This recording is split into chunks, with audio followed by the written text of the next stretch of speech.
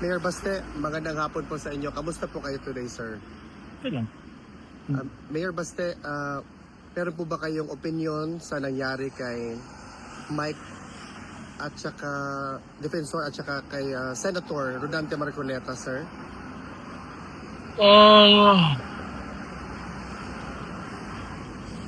Isa lang ang masasabi ko, mahirap talaga intindihin ang kilos ng gobyerno kung bakit may mga taong nakukulong ngayon.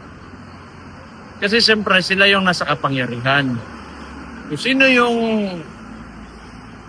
hindi sumunod sa kanila o ayaw sumunod sa kanila, paparusahan talaga nila yan. Para hindi na humaba yung usapan, it's because they're in power and those that oppose them, they will do everything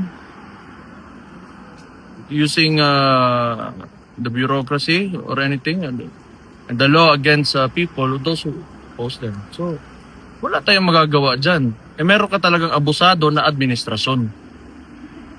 Sir, on a different topic, doon sa currently nangyayaring day 3 na po ng impeachment against Vice President Sara Duterte, your sister, do you have any thoughts or reaction in as far as the trial is going at the moment?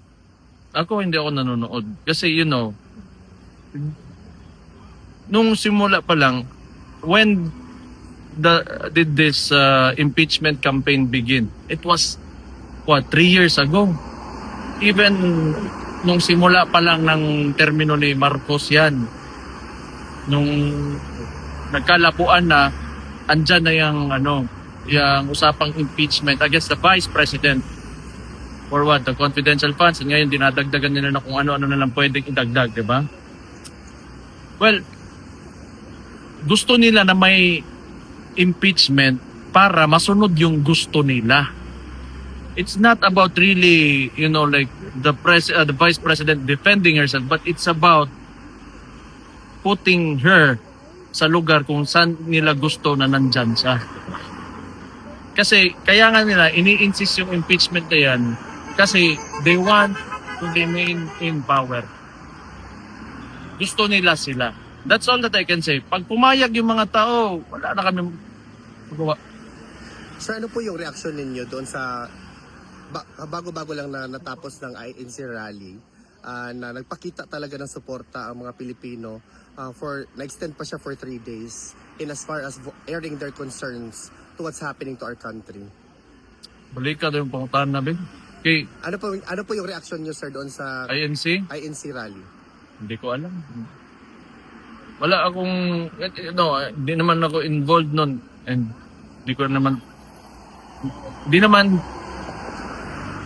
nakuha nila yung main objective nila. It was to deter the administration from taking Rodante Marcoleta. So I do not know. Sir, marami, I have no comment. Sir, marami pong mga kababayan natin na nagsasabi na in the event, sana hindi po mangyari na ma-impeach nila si Vice President Duterte, there will be another Duterte that will be running for the presidency. What's your reaction to the clamor of the people that your names and also that of Congressman Pulong are surfacing? We let tomorrow take care of itself. Pero yung mga ganon, sana wag. Kapoy kayo na. Hasol yun. Sir, lastly, on a different matter, pinayagan po ng trial chamber na ang prosecution mag-go through sa mga possession ng papa mo upon his arrival here during his surrender. What's your reaction to that, sir? Masaya na makita. May dala akong papa. Yung brief. Utang yun naman na sila. Laing makita. Diha. Sir, just to conclude, do you have a message to the Filipinos? Well, probably, balik lang tayo sa impeachment because that's the biggest issue now. Kung papayag kayo, wala akong problema sa amin. Tingin nyo, wala talagang silbi ang konstitusyon natin, wala kami magawa.